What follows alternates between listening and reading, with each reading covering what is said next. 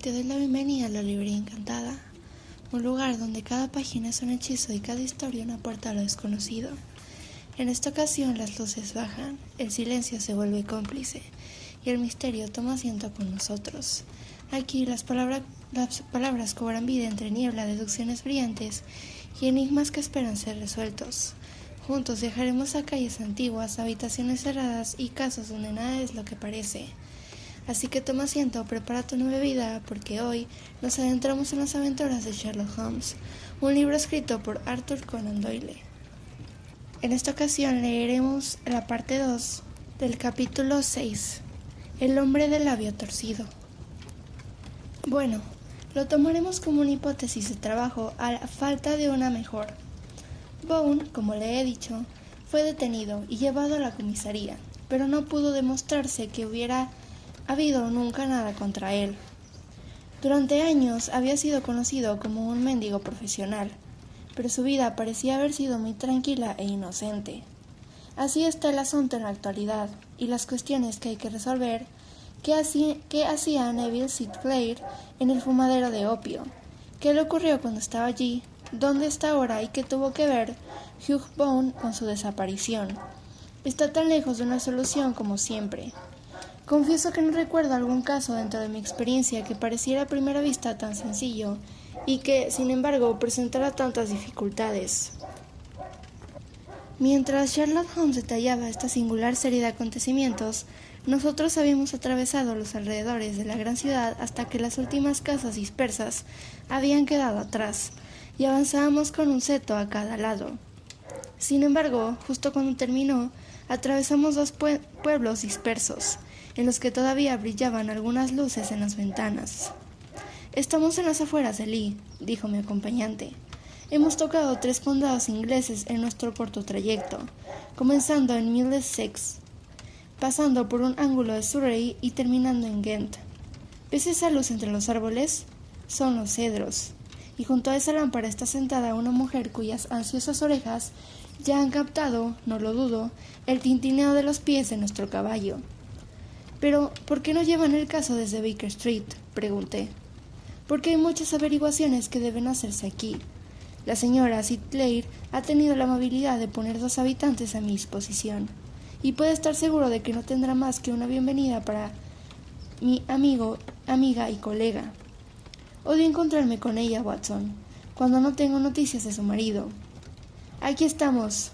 ¡Wow! Ahí. ¡Wow!». Nos habíamos detenido frente a una gran villa que se encontraba en un propio terreno. Un mozo de cuadro había salido a la cabeza del caballo, y bajando de un salto, seguía a Holmes por el pequeño y sinuoso camino de grava que conducía a la casa.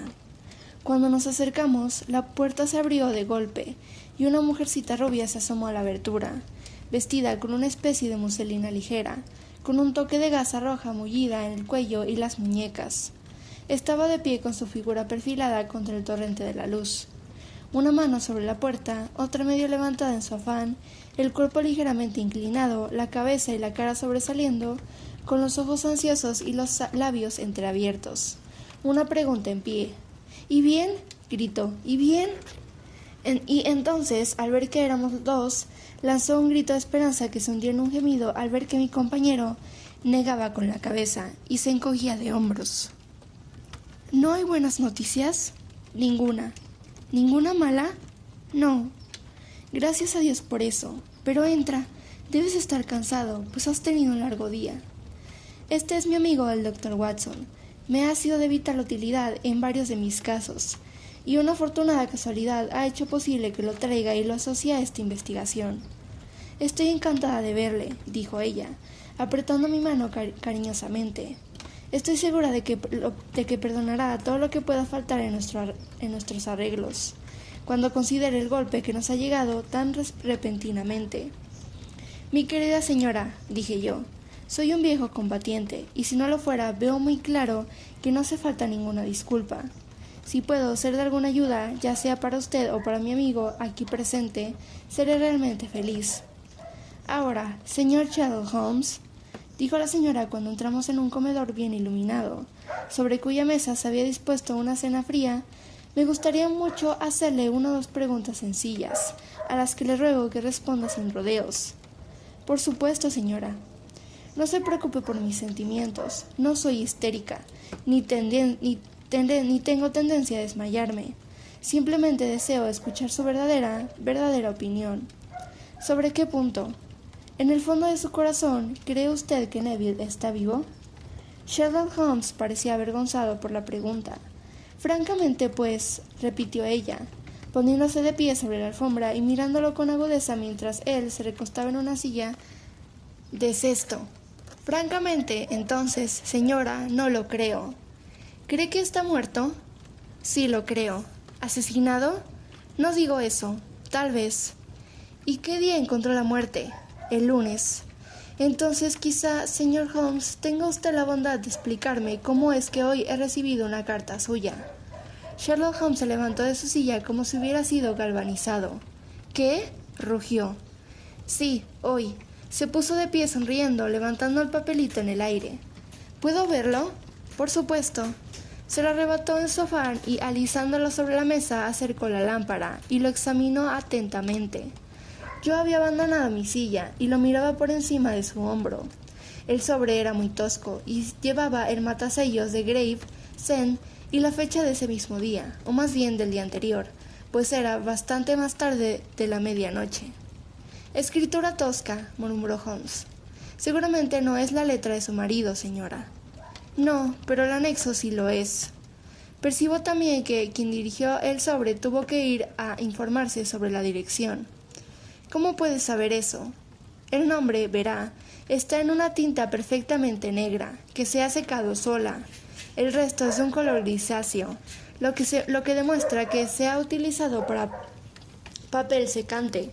Si se hubiera escrito directamente y luego se hubiera borrado, no tendría un tono negro tan intenso.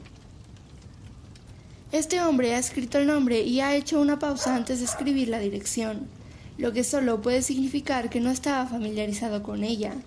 Es, por supuesto, una nimiedad, pero no hay nada tan importante como las nimiedades. Veamos ahora la carta. ¡Ja! Hay un anexo aquí. Sí, había un anillo, su anillo de sello. ¿Y está segura de que esta es la mano de su marido? Una de sus manos. ¿Una? Su mano cuando escribía apresuradamente. Es muy diferente a su escritura habitual, y sin embargo la conozco bien. Querida, no te asustes. Todo saldrá bien. Hay un gran error que puede llevar algún tiempo rectificar. Espera con paciencia, Neville. Escrito a lápiz en la hoja de un libro, tamaño octavo, sin marca de agua. Publicado hoy en Gravesend, por un hombre con un pulgar sucio. ¡Ja! Y la solapa ha sido engomada. Si no estoy muy equivocado, por una persona que había estado masticando tabaco. ¿Y no tiene ninguna duda de que es la mano de su marido, señora? Ninguna. Neville escribió esas palabras. Y fueron publicadas hoy en Gravesend. Bueno, señora Sinclair, las nubes se aligeran, aunque no me atrevería a decir que el peligro ha pasado. Pero debe estar vivo, señor Holmes. A no ser que se trate de una ingeniosa falsificación para ponernos en la pista equivocada, el anillo, después de todo, no prueba nada. Puede que se lo hayan quitado. No, es su propia escritura. Muy bien, puede. Sin embargo, haber sido escrito el lunes y enviado hoy. Eso es posible. Si es así, pueden haber pasado muchas cosas entre medias. Oh, no debe desanimarme, señor Holmes. Sé que todo está bien con él. Hay una afinidad tan aguda entre nosotros que debería saber si el mal le sobreviene. El mismo día que le vi por última vez se cortó en el dormitorio, y sin embargo yo, en el comedor, subí corriendo al instante con la máxima certeza de que le había ocurrido algo. ¿Cree usted que yo respondería a semejante nimiedad y sin embargo ignoraría su muerte?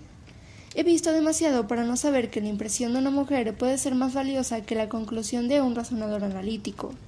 Y en esta carta tiene usted ciertamente una prueba muy fuerte para corroborar su opinión. Pero si su marido está vivo y es capaz de escribir cartas, ¿por qué debería permanecer lejos de usted? No puedo imaginarlo, es impensable.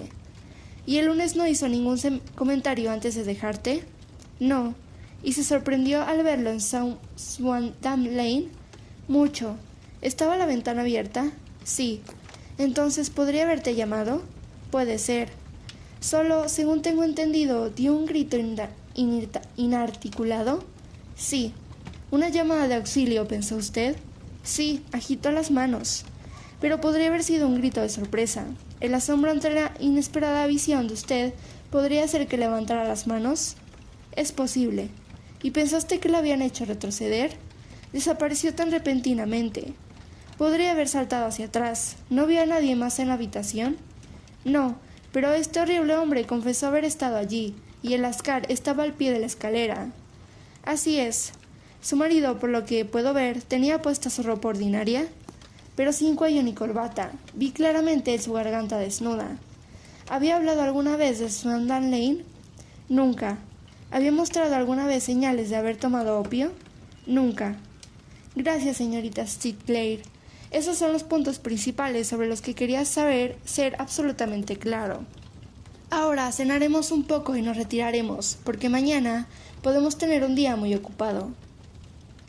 Se había puesto a nuestra disposición una amplia y confortable habitación con cama doble, y yo me metí rápidamente entre las sábanas, pues estaba cansado después de mi noche de aventuras. Sin embargo, Sherlock Holmes era un hombre que, cuando tenía un problema sin resolver en su mente, se pasaba días e incluso una semana sin descansar, dándole vueltas, reorganizando sus datos, mirándolo desde todos los puntos de vista, hasta que lo había descifrado o se había convencido de que sus datos eran insuficientes. Pronto me di cuenta de que estaba preparando una sesión nocturna. Se quitó el abrigo y el chaleco, y se puso una gran bata azul, y luego se paseó por la habitación recogiendo almohadas de su cama y cojines del sofá y los sillones. Con ellos construyó una especie de diván oriental, sobre el que se sentó con las piernas cruzadas, con una onza de tabaco de picayo y una caja de cerillas dispuestas frente a él. A la tenue luz de la lámpara lo vi sentado allí, con una vieja pipa de brezo entre los labios, los ojos fijos en la esquina del techo, el humo azul saliendo de él, silencioso, inmóvil, con la luz brillando sobre sus rasgos aguileños. Así se sentó mientras yo me dormía, y así se sentó cuando una repentina exaltación me hizo despertar, y encontré el sol del verano brillando en el apartamento.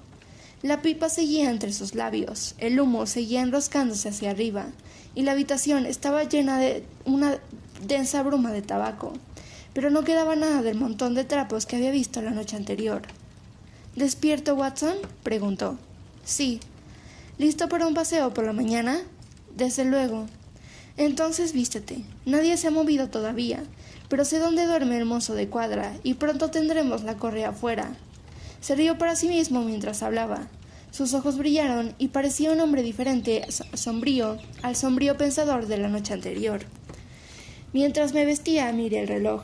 No era de extrañar que nadie se moviera. Eran las 4:25. Apenas había terminado cuando Holmes regresó con la noticia de que el muchacho estaba montando el caballo. Quiero poner a prueba una pequeña teoría mía, dijo, calzándose las botas.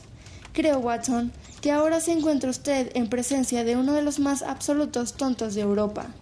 Me merezco que me echen de aquí a Charing Cross, pero creo que ahora tengo la clave del asunto. ¿Y dónde está?, pregunté, sonriendo.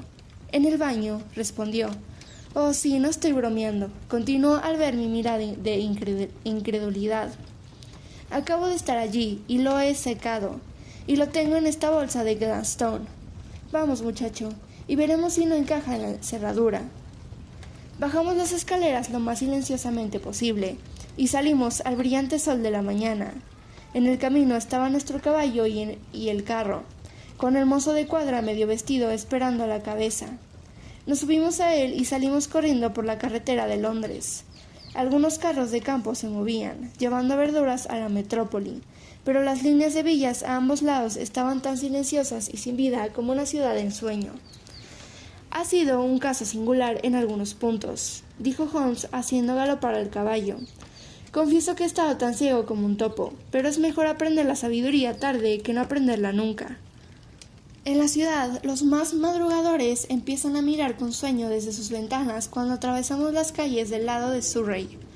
Al pasar por la carretera del puente de Waterloo, cruzamos el río y subiendo toda prisa por Wellington Street, giramos bruscamente a la derecha y nos encontramos en Bow Street. Sherlock Holmes era muy conocido en el cuerpo, y los dos agentes que estaban en la puerta le saludaron. Uno de ellos sostenía la cabeza del caballo mientras otro nos hacía pasar. —¿Quién está de guardia? —preguntó Holmes. —El inspector Bradstreet, señor. —Ah, Bradstreet. ¿Cómo está usted? Un funcionario alto y corpulento había bajado por el pasillo con bandera de piedra, con gorro de pico y chaqueta de franela. —Deseo tener unas palabras tranquilas con usted, Bradstreet. —Desde luego, señor Holmes. Pase a mi habitación. Era una habitación pequeña, tipo despacho, con un enorme libro de contabilidad sobre la mesa y un teléfono que sobresalía de la pared. El inspector se sentó en su escritorio. —¿Qué puedo hacer por usted, señor Holmes? —Llamé por ese mendigo, Bone, el que fue acusado de estar involucrado de la desaparición del señor Neville Sinclair, de Lee. Sí, lo han traído y lo han dejado en prisión preventiva para más investigaciones. —Eso he oído. ¿Lo tienen aquí? —En las celdas. ¿Está tranquilo? —Oh, no da problemas, pero es un sucio sinvergüenza. —¿Sucio? Sí, es todo lo que podemos hacer para que se lave las manos. Y su cara es tan negra como la de un caldero. Bueno, cuando se haya resuelto su caso tendrá un baño regular en la cárcel. Y creo que, si lo vieras, estarías de acuerdo conmigo en que lo necesita. —Me gustaría mucho verlo. —¿Le gustaría? Eso es fácil de hacer. Venga por aquí. Puede dejar su maleta. —No, creo que me la llevaré. —Muy bien. Vengan por aquí, por favor. Nos condujo por un pasillo, abrió una puerta enrejada, pasó por una escalera de caracol y nos llevó a un pasillo encalado con una línea de puertas a cada lado. —La tercera a la derecha es la suya —dijo el inspector. —Aquí está. Echó hacia atrás silenciosamente un panel de la parte superior de la puerta y miró a través de él. —Está dormido —dijo—. Se le puede ver muy bien. Ambos pusimos los ojos en la reja. El prisionero yacía con la cara hacia nosotros, en un sueño muy profundo, respirando lenta y pesadamente. Era un hombre de mediana estatura, vestido toscamente, como correspondía a su vocación, con una camisa de color que sobresalía por la rotura de su andrajoso abrigo. Estaba, como había dicho el inspector, extremadamente sucio, pero la suciedad que cubría su rostro no podía ocultar su repulsiva fealdad. Una amplia llaga de una vieja cicatriz le atravesaba desde el ojo hasta la barbilla, y por su contracción le había subido un lado del labio superior, de modo que 3 dientes quedaban expuestos en un gruñido perpetuo. Un mechón de pelo rojo muy brillante crecía bajo sus ojos y su frente. —Es una belleza, ¿verdad? —dijo el inspector. —Ciertamente necesito un lavado —comentó Holmes. Tuve la idea de que podría hacerlo, y me tomé la libertad de traer las herramientas conmigo. Mientras hablaba, abrió la bolsa de Gladstone y sacó, para mi asombro, una esponja de baño muy grande. Es usted muy gracioso —se rió el inspector. Ahora, si usted tiene la gran bondad de abrir esa puerta con mucho cuidado, pronto la haremos pasar por una figura mucho más respetable. —Bueno, no sé por qué no —dijo el inspector—. No parece un mérito para las celdas de Bow Street, ¿verdad? Introdujo la llave en la cerradura y todos entramos, en silencio, en la celda. El durmiente se dio media vuelta y volvió a sumirse en un profundo sueño. Holmes se inclinó hacia la jarra de agua, humedeció su esponja y luego la frotó 2 veces vigorosamente por la cara del prisionero. —Permítame presentarle —gritó— al señor Neville Sinclair de Lee en el condado de Kent. Nunca en mi vida había visto un espectáculo semejante. La cara del hombre se desprendió bajo la esponja con la certeza de un árbol. Se esfumó el tosco tinte marrón. También había desaparecido la horrible cicatriz que la atravesaba y el labio torcido que le daba una repulsiva mueca al rostro. Una sacudida apartó la enmarañada cabellera roja, y allí, sentado en su cama, había un hombre pálido, de rostro triste y aspecto refinado, de pelo negro y piel suave, que se frotaba los ojos y miraba a su alrededor con somnoliento desconcierto. Luego, al darse cuenta de la exposición, rompió en un grito y se arrojó con la cara hacia la almohada. —¡Cielos! —gritó el inspector. —Es, en efecto, el hombre desaparecido. Lo conozco por la fotografía. El prisionero se volvió con aire temerario de un hombre que se abandona a su destino. —Que así sea —dijo—. ¿Y de qué se me acusa? —De escaparse con el señor Neville Sid. Oh, vamos, No se puede acusar de eso a menos que hagan un caso de intento de suicidio, dijo el inspector con una sonrisa. Bueno, he estado 27 años en el cuerpo, pero esto realmente se lleva a la palma. Sí, soy el señor Neville Sinclair. Es obvio que no se ha cometido ningún delito y que, por lo tanto, estoy detenido ilegalmente. Ningún delito, pero se ha cometido un error muy grande, dijo Holmes. Habría hecho usted mejor en confiar en su esposa. No fue la esposa, fueron los niños, gimió el prisionero. Que Dios me ayude, no quiero que se avergüencen de su padre. Dios mío, qué vergüenza, ¿qué puedo hacer? Sherlock Holmes se sentó a su lado en el sofá y le dio unas amables palmaditas en el hombro. Si deja usted que sea en un tribunal el que se aclare el asunto, dijo, por supuesto que difícilmente podrá evitar la publicidad. Por otra parte, si convence usted a las autoridades policiales de que no hay ningún caso posible contra usted, no sé si hay alguna razón para que los detalles lleguen a los periódicos. Estoy seguro de que el inspector Bradstreet tomará nota de todo lo que usted nos diga y lo presentará a las autoridades competentes. El caso no llegaría nunca a los tribunales. Dios le bendiga, gritó apasionadamente el prisionero. Habría soportado la cárcel, incluso la ejecución, antes que dejar mi miserable secreto como una mancha familiar a mis hijos. Usted es el primero que conoce mi historia. Mi padre era maestro de escuela en Chesterfield, donde recibí una excelente educación. Viajé en mi juventud, me subí al escenario y finalmente me convertí en un reportero de periódico vespertino en Londres. Un día mi director deseaba una serie de artículos sobre la mendicidad en la metrópoli, y yo me ofrecí para escribirlos. Este fue el punto de partida de todas mis aventuras. Solo probando la mendicidad, como aficionado, pude obtener los datos en los que pude basar mis artículos. Cuando era actor, por supuesto, había aprendido todos los secretos del maquillaje y había sido famoso en la sala de fiestas por mi habilidad.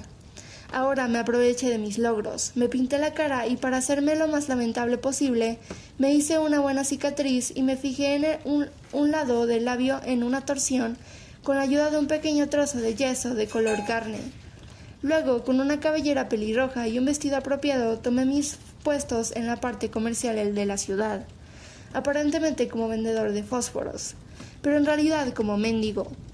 Durante 7 horas ejercí mi oficio, y cuando regresé a casa por la noche me encontré con la sorpresa de que había recibido nada menos que 26 chelines y 4 peñiques. Escribí mis artículos y no pensé nada más en el asunto hasta que, algún tiempo después, respaldé una factura para un amigo y me llegó una orden judicial por 25 libras. No sabía de dónde sacar el dinero, pero se me ocurrió una idea repentina. Pedí una gracia de 15 días al acreedor. Solicité vacaciones a mis empleadores y pasé el tiempo mendigando en la ciudad bajo mi disfraz. En 10 días tenía el dinero y había pagado la deuda. Bien, puedes imaginar lo duro que fue establecerme en un arduo trabajo de 2 libras a la semana cuando sabía que podía ganar lo mismo en un día, untando mi cara con un poco de pintura, poniendo mi gorro en el suelo y quedándome quieto. Fue una larga lucha entre mi orgullo y el dinero, pero al final ganaron los dólares, y me deshice de los informes y me senté día tras día en el rincón que había elegido al principio, inspirando lástima con mi rostro espantoso y llenando mis bolsillos de cobres. Solo era un hombre que conocía mi secreto. Era el guardián de un antro bajo en el que solía alojarme en Southern Lane, donde todas las mañanas podía salir como un mendigo escuálido y por las noches transformarme en un buen hombre bien vestido de la ciudad. Este tipo, un lascar, estaba bien pagado por mí y por sus habitaciones, por lo que sabía que mi secreto estaba a salvo en su poder. Bien, muy pronto descubrí que estaba ahorrando sumas considerables de dinero. No quiero decir que cualquier mendigo de las calles de Londres pudiera ganar 700 libras al año, que es menos de lo que yo ganaba de media, sino que yo tenía ventajas excepcionales de mi capacidad para maquillarme, y también era una facilidad de réplica, que mejoraba con la práctica, y me convertía en un personaje bastante reconocido en de la City. Durante todo el día me llegó un torrente de peniques, variados por la plata, y era un día muy malo en el que no me llevaba 2 libras. A medida que me enriquecía, me volví más ambicioso. Tomé una casa en el campo y finalmente me casé, sin que nadie tuviera la menor sospecha de mi verdadera ocupación. Mi querida esposa sabía que tenía negocios en la ciudad. poco sabía ella de qué. El lunes pasado había terminado el día, y me estaba vistiendo en mi habitación, encima del fumadero de opio, cuando miré por la ventana y vi, para mi horror y asombro, que mi esposo estaba de pie en la calle, con los ojos fijos en mí. Di un grito de sorpresa, levanté los brazos para cubrirme de la cara y corriendo hacia mi confidente, el Lascar, le supliqué que impidiera que nadie se acercara a mí. Oí su voz abajo, pero sabía que no podía subir. Rápidamente me despojé de mis ropas, me puse las de un mendigo y me puse los pigmentos y la peluca. Ni siquiera los ojos de una esposa podrían atravesar un disfraz tan completo. Pero entonces se me ocurrió que podría haber un registro en la habitación, y que la ropa podría traicionarme. Abrí de golpe la ventana, reabriendo con mi violencia un pequeño corte que me había infligido en el dormitorio aquella mañana. Luego cogí mi abrigo, que tenía el peso de las monedas de cobre que acababa de transferir a él desde la bolsa de cuero en la que llevaba mi recaudación. Lo arrojé por la ventana y desapareció en el Támesis. Las otras ropas me habrían seguido, pero en ese momento se produjo una avalancha de agentes en la escalera, y pocos minutos después descubrí, más bien, confieso, para mi alivio, que en lugar de ser identificado como el señor Neville Sinclair. No sé si hay algo más que debo explicar. Estaba decidida a conservar en mi disfraz el mayor tiempo posible, y de ahí mi preferencia por una cara sucia, sabiendo que mi esposa estaría terriblemente inquieta. Me quité el anillo y se lo confié a Lascar en un momento en el que ningún agente me vigilaba, junto con un garabato apresurado, en el que decía que no tenía motivos para temer. «Esa nota le llegó ayer», dijo Holmes. «Dios mío, ¿qué semana debe haber pasado?» «La policía ha vigilado a ese tal Lascar», dijo el inspector Bradstreet, «y comprendo perfectamente que le resulte difícil enviar una carta sin ser observado. Probablemente se la entregó a algún marinero cliente suyo, que se olvidó de ella durante algunos días». «Eso fue», dijo Holmes asintiendo con aprobación. «No me cabe duda, pero ¿nunca la han perseguido por mendicidad?» «Muchas veces, pero ¿qué fue para mí una multa?» Sin embargo, esto debe terminar aquí», dijo Bradstreet. «Si la policía va a silenciar este asunto, no debe parecer más en Hugh Boone. Lo he jurado con los juramentos más solemnes que un hombre puede hacer. En ese caso, creo que es probable que no se tomen más medidas. Pero si se le encuentra de nuevo, entonces debe salir a la luz. Estoy seguro, señor Holmes, de que estamos muy en deuda con usted por haber aclarado este asunto. Me gustaría saber cómo llega usted a sus resultados». «Llegué a dijo mi amigo, sentándome sobre 5 almohadas y consumiendo una onza de tabaco de liar. Creo, Watson, que si vamos a Baker Street llegaremos a tiempo para el desayuno».